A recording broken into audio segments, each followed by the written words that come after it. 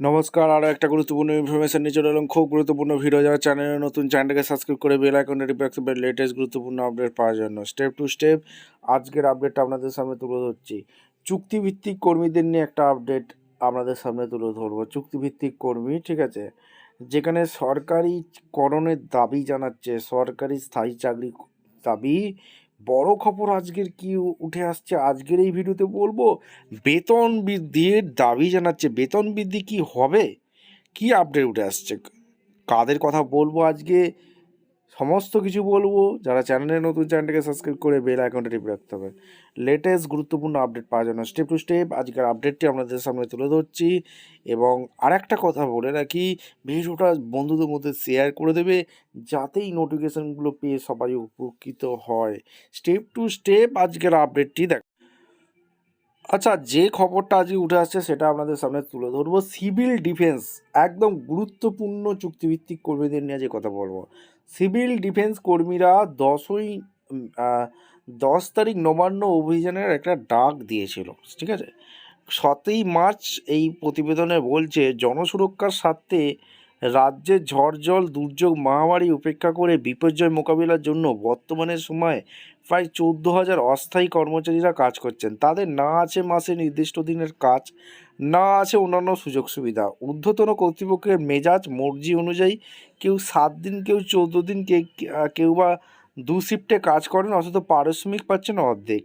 নেই সরকারি কর্মচারীর স্বীকৃতিও। এই বঞ্চনার বিরুদ্ধে বিপর্যয় মোকাবিলা দপ্তরের এবং নাগরিক প্রতিরক্ষা দপ্তরের কর্মরত কর্মীরা এবার বৃহত্তর আন্দোলনের ডাক দিয়েছেন। West Bengal disaster management and civil defence fighter অ্যাসোসিয়েশনের ডাকে আগামী 10 তারিখ হয়েছিল নবান্ন অভিযানের ডাক। সংগঠনের অভিযোগ, তারা 2 শিফটে কাজ করছেন, তারা মাসে পারিশ্রমিক পাচ্ছেন 28 দিনের।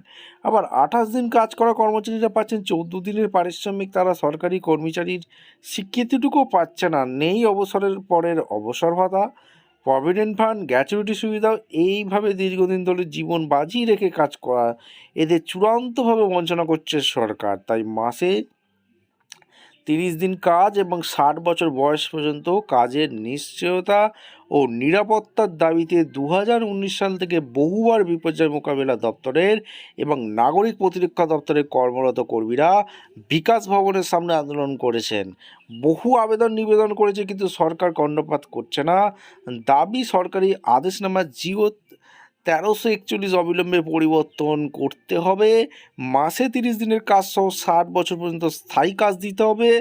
সংগঠনের রাজ্য সম্পাদক প্রসেনজিৎ বসাক বলেন, বিপর্যয়কাল যারা নিজেদের জীবন বিপন্ন করে উদ্ধার কার্য চালিয়ে যান, তারাই আজ বিপর্যস্ত। রাজ্য সভানেত্রী সুপিয়া খাতুন জানান, পশ্চিমবঙ্গের সিভিল ডিফেন্সে মোট প্রশিক্ষণপ্রাপ্ত রয়েছেন 75,000-এর কিছু বেশি, যার মধ্যে রাজ্যব্যাপী সক্রিয় নাগরিক প্রতিরক্ষক রয়েছেন প্রায় 18,000। 2019 সালে পাইলট আপদ মৃত্যু হিসাবে 400 এবং 2022-এ আপদ মৃত্যু হিসাবে 7,300 জনকে প্রশিক্ষণ দেওয়া হয়েছে।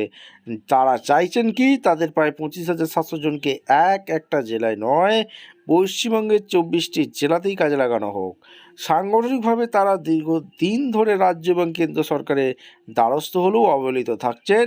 সংগ্রামের পথেই দাবি আদায় করতে এবার নবান্ন অভিযানের পথে সংগঠন। আপনাদের কি মনে হয়, এই যে সিভিল ডিফেন্স কর্মীরা আজ, তাদের কি বেতন বৃদ্ধি দাবিটা কি ন্যায্য? তাদের কি বেতন বৃদ্ধি হবে, হতে চলেছে, কি আশা রয়েছে? রাজ্যে বাজেট অধিবেশন যে ভোটের পরে হবে, সেই বাজেটে কি সিভিল ডিফেন্স কর্মীদের ভাগ্য খুলতে চলেছে? কি আপডেট উঠে আসছে, আপনারা অবশ্যই কমেন্ট সেকশনে মতামত জানাতে ভুলবেন না। দেখা হচ্ছে কোনো পরবর্তী ভিডিও নিয়ে। ধন্যবাদ।